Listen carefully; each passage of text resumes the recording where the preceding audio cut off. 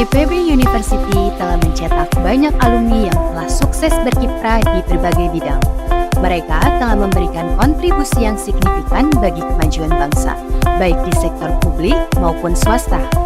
Para alumni yang berasal dari berbagai daerah di Indonesia telah memberikan sumbangsi dan kontribusi nyata bagi daerah asalnya masing-masing. Mari ikuti jejak para penerus bangsa, alumni IPB University.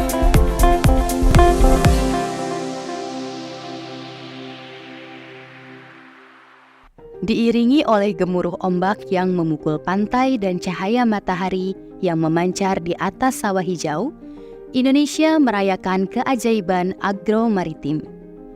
Inilah cerita tentang integrasi yang indah antara daratan yang subur dan lautan yang melimpah. Sebuah kisah tentang visi yang membentuk ekosistem bisnis berkelanjutan. Di pusat cerita ini, berdiri seorang inspirator pengembangan ekosistem bisnis agro-maritim, yaitu Dr. Handian Purwawangsa, SHUT, MSI. Seorang yang membawa mimpi menjadi kenyataan. Dengan pengetahuan luasnya dalam kehutanan dan kelautan, beliau menciptakan perubahan nyata. Dari pegunungan hingga pantai, ia membawa harapan bagi kesejahteraan petani, nelayan, dan masyarakat pesisir. Namun, agromaritim adalah lebih dari sekedar konsep. Ini adalah sebuah janji akan masa depan yang cerah. Melalui inovasi dan kerja keras, kita menyaksikan buah dari upaya ini, ketahanan pangan yang kokoh, ekonomi yang berkembang, dan masyarakat yang semakin sejahtera. Kisah salah satu alumni, yaitu Dr. Handian Purwawangsa, adalah api yang membara bagi kita semua. Ia menunjukkan bahwa dengan tekad dan dedikasi, kita dapat menciptakan perubahan yang nyata. Mari kita bersama-sama bergerak maju, mewujudkan mimpi akan sebuah Indonesia yang lebih makmur dan lestari. Handian Purwawangsa adalah lulusan IPB yang memulai perjalanan pendidikannya di jurusan Manajemen Hutan. Setelah meraih gelar S1, ia melanjutkan pendidikan S2 dan S3 di bidang ilmu pengetahuan kehutanan. Saat ini menjabat sebagai Direktur Pengembangan Masyarakat Agro-Maritim IPB University. Dulu bapak saya itu kerjanya di Kebun Raya Cibodas di LIPI begitu ya, jadi sudah akrab dengan hutan sejak kecil begitu. Jadi ketika lulus SMA tahun 97 saya memutuskan untuk memilih program studi manajemen hutan di Fakultas Kehutanan dan Lingkungan Institut Pertanian Bogor. Ruang lingkup dari Direktorat Pengembangan Agromaritim IPB itu cukup luas. Kalau bisa dikatakan tuh dari tengah laut sampai puncak gunung. Artinya adalah bahwa kami ditugasi oleh Pak Rektor itu untuk bagaimana dapat mengembangkan masyarakat baik itu di agro maupun di maritim. Pada pelaksanaannya, tupoksi kami ini dibagi dua subdirektorat begitu. Yang pertama adalah subdirektorat Pelayanan Agromaritim dan Digital Farming. Di situ ada KKNT, ada dosen mengabdi gitu ya, dan kemudian juga bagaimana mengembangkan digital farming di IPB. Nah, subdirektorat yang kedua itu adalah kewirausahaan sosial begitu ya. Jadi lebih kepada bagaimana membangun kewirausahaan sosial yang ada di masyarakat begitu. Dan tentu saja juga tak lupa bagaimana mengembangkan kewirausahaan sosial bagi mahasiswa begitu ya. Oleh karena itu kami memiliki program agromaritim sosio agropreneur begitu ya, yang di dalamnya ada sekolah kopi, ada sekolah perikanan, ada sekolah teh begitu ya, ada yang agripreneur dan kegiatan-kegiatan lain ya untuk mengembangkan jiwa atau keterampilan berwirausaha sosial bagi mahasiswa IPB. Tak hanya dikenal sebagai sosok inspirator pengembang ekosistem agromaritim di IPB University, Handian juga aktif berkontribusi sebagai dosen di IPB. Beliau membagikan ilmu dan pengalamannya kepada para mahasiswa dan para petani binaan di sekitar kampus. Kegigihan dan semangatnya dalam mengajar menjadikannya sosok inspiratif bagi para mahasiswa dan petani binaan IPB University. Ya, dari segi target kita diminta untuk melakukan kemitraan atau pembinaan di 850 desa per tahun, gitu ya. Kemudian jumlah masyarakat yang terlibat itu 36.000 dosen, gitu ya, dari berbagai kegiatan pengabdian. Kemudian jumlah dosen yang terlibat itu 630 dosen dan jumlah mahasiswa yang terlibat itu 6.000. Nah, jadi itu adalah tugas target utama yang diberikan kepada Direktorat PMA, begitu ya, selama 1 tahun begitu. Nah, dari segi seluruh jumlah desa kalau diakumulasikan itu sekitar 4.250 desa begitu ya. Dan itu mencakup sekitar 6% dari jumlah desa yang ada di Indonesia begitu. Jadi IPB sudah hadir begitu, sudah memberikan sudah bermitra secara kumulatif itu di 6% dari jumlah desa yang ada di Indonesia. Ya, strategi utama kami adalah membangun kolaborasi dengan berbagai pihak begitu ya. Jadi yang kami kembangkan itu adalah ekosistem gitu. Jadi ekosistem yang kami kembangkan itu mulai dari ekosistem di hulu ya, pengolahan maupun di hilir begitu. Sebagai contoh bahwa dalam mengembangkan sebuah program itu perlu tenaga ahli misalnya atau inovasi gitu ya, itu IPB begitu ya. Tapi ketika kita berbicara tentang pendanaan misalnya, nah itu bisa dari IPB sendiri begitu ya, tapi juga kita bisa berkolaborasi dengan berbagai pihak ya, baik itu dari pihak swasta maupun dari pemerintah begitu.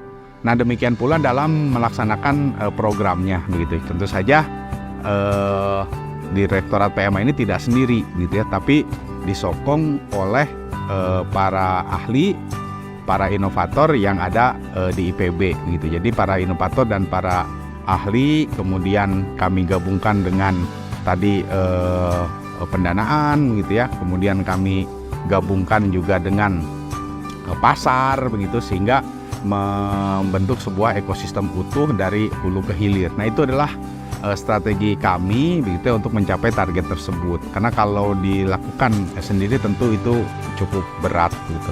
Dan kami juga tentu saja bekerja sama atau berkolaborasi dengan fakultas begitu ya, dengan lembaga penelitian gitu yang ada di Institut Pertanian Bogor, dan tentu saja dengan direktorat lain yang ada di IPB. Ya, ekosistem bisnis yang telah berhasil dikembangkan itu adalah ekosistem bisnis dari hulu ke hilir gitu. Jadi artinya bahwa program yang biasanya itu terpisah-pisah antara program di hulu misalnya budidaya begitu, itu budidaya sendiri gitu ya. Kemudian di tengah ada pengolahan, kemudian di ujung ada pemasaran misalnya. Itu biasanya sendiri-sendiri itu begitu. Nah, ketika itu sendiri-sendiri maka biasanya tingkat keberlanjutannya itu rada sulit begitu. Nah, yang kami kembangkan ini adalah bagaimana antara program dari hulu sampai ke hilir itu nyambung gitu. Jadi ketika kita berbicara tentang pengembangan kopi misalnya, nah itu mulai dari budidaya, pengolahan kopinya sampai terkoneksi ke pasar begitu. Demikian juga ketika kita berbicara masalah pengembangan ekosistem bisnis pepaya misalnya, itu terkoneksi tuh antara di hulu bagaimana teknik budidayanya, kemudian di pasca panennya sampai itu terkoneksi ke pasar. Jadi itu ekosistem agromaritim yang kami kembangkan. Nah, hal lain misalnya ketika kita mengembangkan perikanan, misalnya contohnya adalah pembibitan lele begitu ya. Nah, jadi yang kami lakukan itu adalah para ahli dari Fakultas Perikanan dan Kelautan itu bergerak di penerapan teknologi-teknologi budidaya pembibitan lelenya begitu ya. Tapi tidak sampai di situ, itu langsung juga terkoneksi ke pasarnya begitu, sehingga antara hasil inovasi di hulu dengan pasar di hilir itu terkoneksi. Handian juga merupakan salah satu inovator di balik gagasan One Village, One CEO, One Village, One Innovation. Sebuah gerakan yang bertujuan untuk memajukan desa-desa di Indonesia melalui pengembangan ekosistem bisnis berbasis produk unggulan desa atau Prukades. Handian Purwawangsa memiliki hak cipta atas konsep ini. Ya, program One Village, One CEO pada awalnya merupakan ide dari Pak Gubernur Jawa Barat, begitu ya, Pak Ridwan Kamil dan Pak Rektor IPB, begitu ya. Jadi bagaimana menghadirkan para pendamping handal di desa, begitu. Nah, jadi pendamping di desa ini atau CEO ini diharapkan mampu menjembatani, begitu ya, antara para ahli di IPB dengan masyarakat. Sebagai contoh misalnya ahli IPB itu kan tidak bisa sering-sering ke lapangan dan tidak bisa lama begitu. Nah, pada CEO ini kan tinggal di lapangan tuh bisa lama begitu ya, ada yang 6 bulan, ada yang 1 tahun begitu ya. Sehingga diharapkan pelatihan atau transfer teknologi dan informasi yang diberikan oleh para inovator IPB ini tidak lepas, jadi bisa berkelanjutan gitu. Nah, pada perkembangannya One Village One CEO ini atau lebih dikembangkan oleh IPB begitu, sehingga publik ini sekarang lebih memahami gitu ya, atau lebih memahami kalau One Village One CEO ini adalah program dari Pak Rektor IPB Profesor Arif Satria. Sejak dilaksanakan 2019, jadi sampai saat ini kita sudah ada 8 mitra perusahaan gitu. Jadi sebagian besar mitra yang terlibat itu adalah perusahaan swasta lewat program CSR-nya. Yang paling mitra kami paling pertama dan paling lama itu adalah Astra Internasional begitu ya. Kemudian ada Adaro, kemudian ada Indomaret dan beberapa mitra yang lain begitu. Nah, ada juga kami sempat juga berkolaborasi dengan pemerintah daerah, diantaranya dengan Provinsi Jawa Barat, khususnya terkait dengan program pembinaan petani muda atau petani milenial gitu. Kami juga ada program dengan pemerintah itu dengan BRGM dan juga ada mitra dari pemerintah pusat itu adalah Kementerian Desa begitu ya. Intinya adalah bagaimana kita bisa berkolaborasi begitu ya dalam membangun ekonomi di desa begitu ya, lewat pengembangan kewirausahaan sosial begitu. Nah, One Village One CEO sendiri sebetulnya ada 3 tahapan gitu ya. Yang pertama itu adalah One Village One Product, itu bagi desa-desa baru yang memang mereka sendiri masih bingung program apa yang mau dikembangkan. Yang kedua itu adalah One Village One Innovation. Jadi ini tahap kedua. Jadi ketika desa itu sudah tahu program apa yang produk apa yang akan dikembangkan, maka kita masuk dengan program-program lanjutan seperti peningkatan nilai tambah, kemudian juga pasca panen atau pengolahan begitu ya. Jadi banyak produk-produk seperti contoh produk yang sudah dikembangkan melalui program One Village One CEO.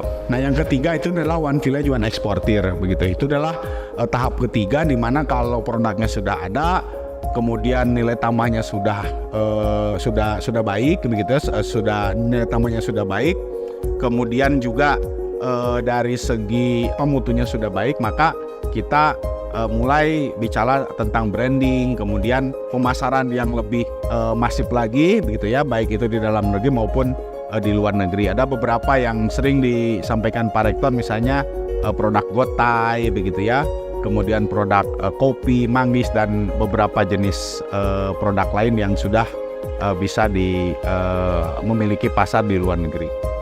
Petani binaan merasa punya teman untuk berbagi permasalahan yang mereka hadapi begitu. Dan ini menjadi sangat penting begitu, sehingga kehadiran universitas, kehadiran pemerintah itu terasa manfaatnya secara real. Nah, kemudian juga manfaat lain adalah ada peningkatan produktivitas tentu saja begitu ya, juga ada peningkatan mutu. Sebagai contoh misalnya pada awalnya itu petani kopi misalnya itu tidak tahu kopi bagus itu seperti apa begitu. Tapi setelah ada program One Village One CEO, kemudian juga ada program sekolah kopi ya, bahkan petani itu sudah bisa menilai kopinya sendiri gitu. Jadi diajari bagaimana cara cupping misalnya kan. Nah, kemudian tentu saja banyak manfaat lain, diantaranya adalah pemasaran begitu ya. Kemudian juga ketika menjadi mitra itu mereka bisa secara day to day atau ada permasalahan itu bisa cepat direspon. Gagasan Handian telah diimplementasikan di berbagai desa di Indonesia dan menunjukkan hasil yang positif. Semakin banyak desa yang memiliki wirausahawan dan inovasi yang sesuai dengan potensi lokalnya. Hal ini membawa dampak signifikan bagi peningkatan ekonomi dan kesejahteraan masyarakat desa.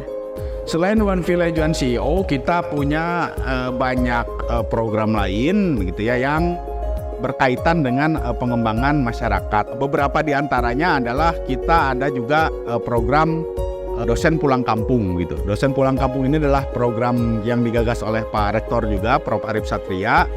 Bagaimana beliau ingin memfasilitasi begitu ya para ahli-ahli IPB ini untuk bisa mendiseminasi atau mentransfer begitu ya inovasi-inovasi yang mereka miliki itu di kampung halamannya begitu ya. Nah, seperti itu. Tahun ini ada sekitar kurang lebih 150 kelompok dosen yang memperoleh program tersebut begitu. Program yang lain adalah KKN tematik inovatif. Nah, jadi KKN di IPB itu disetting atau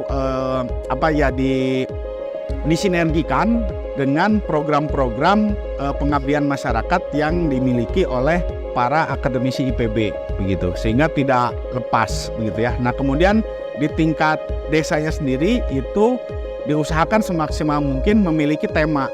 Misalnya di Kabupaten Garut temanya itu adalah KKN tematik perhutanan sosial begitu. Jadi mahasiswa yang KKN di lokasi tersebut memiliki kegiatan utamanya itu terkait dengan perhutanan sosial begitu. Nah, kemudian di beberapa kabupaten, misalnya Kabupaten Bandung, itu temanya itu adalah stunting begitu ya, bagaimana peserta KKN ini bisa membantu program pemerintah terkait stunting. Kalau di Kota Bogor tahun ini KKN-nya itu temanya itu adalah desa tematik begitu ya.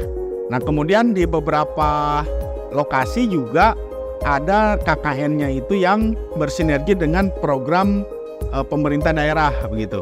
Jadi ketika ke lapangan mereka 1 atau 2 minggu itu ada dulu di Bapeda misalnya membantu program-program yang ada di pemerintah daerah, kemudian baru dia ke lapangan gitu.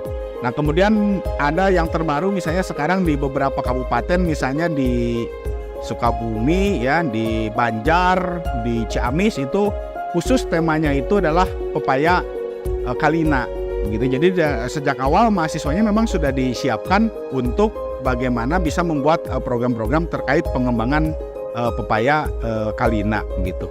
Nah, kemudian juga kami ada program namanya program Quick Response. Jadi Quick Response itu adalah suatu program yang memang didesain untuk menyelesaikan permasalahan yang sifatnya insidental gitu. Ya, misalnya di suatu lokasi itu ada serangan hama penyakit begitu. Nah, itu kami bisa segera merespon dengan menurunkan para ahli-ahli yang berkompeten. Ya, sampai saat ini ada lebih dari 4.000 desa di seluruh Indonesia yang sudah merasakan manfaat ya dari program-program dari pengabdian masyarakat IPB ya. Tentu saja tidak hanya dari Direktorat Pengembangan Masyarakat Agromaritim ya, tapi itu akumulasi dari kegiatan pengabdian masyarakat di fakultas ya, di pusat begitu ya, maupun kegiatan-kegiatan individu dari dosen-dosen di IPB. Tantangan terbesar sebetulnya untuk meningkatkan inovasi produk usaha di pedesaan begitu ya. Yang pertama itu adalah champion ya, atau champion lokal begitu. Nah, di banyak pengalaman kami menunjukkan bahwa kalau di desa tersebut ada seorang champion atau tokoh yang dia berkomitmen untuk mengembangkan program ini dengan serius, biasanya itu berhasil gitu. Tapi kalau championnya itu belum ada, itu rada sulit gitu ya. Nah, yang kedua tentu saja bagaimana membangun ekosistem gitu ya, menjadi sangat penting, karena ekosistem untuk mengembangkan sebuah inovasi itu harus lengkap begitu. Misalnya di hulu tuh harus ada lahannya begitu ya, harus ada petaninya. Kalau nggak ada lahan, nggak ada petani, itu nggak bisa jalan misalnya kan. Nah, di tengah itu, di pengolahan itu harus ada alat begitu ya. Nah, kalau di ujung itu harus ada pasarnya. Itu contoh paling sederhana. Nah, kemudian hulu, pengolahan, dan di hilir ini juga harus disokong oleh tadi mitra yang dapat mendukung pendanaan begitu ya, kemudian penelitian lanjutan, dan tentu saja juga kebijakan dari pemerintah. Nah, tantangan terbesar itu adalah bagaimana kita merakit begitu ya, atau menyatukan semua komponen yang ada yang dibutuhkan dalam ekosistem bisnis itu tantangannya gitu. Nah, kadang-kadang di satu lokasi itu tidak lengkap begitu. Lahannya ada, petaninya nggak ada begitu ya. Lahannya ada, petaninya ada, modalnya nggak ada. Nah, seperti itu. Jadi intinya adalah tantangannya itu adalah bagaimana membangun sebuah ekosistem yang utuh. Sejenak. Terima kasih.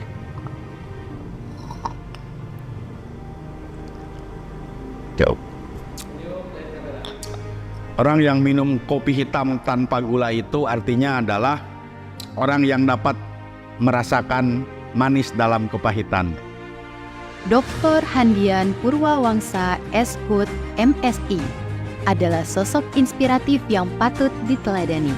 Dedikasi dan prestasinya dalam memajukan sektor agromaritim dan membangun desa-desa di Indonesia melalui gerakan One Village, One CEO, One Village, One Innovation menjadi bukti nyata bahwa alumni IPB dan IPB University mampu memberikan kontribusi yang luar biasa bagi bangsa dan negara.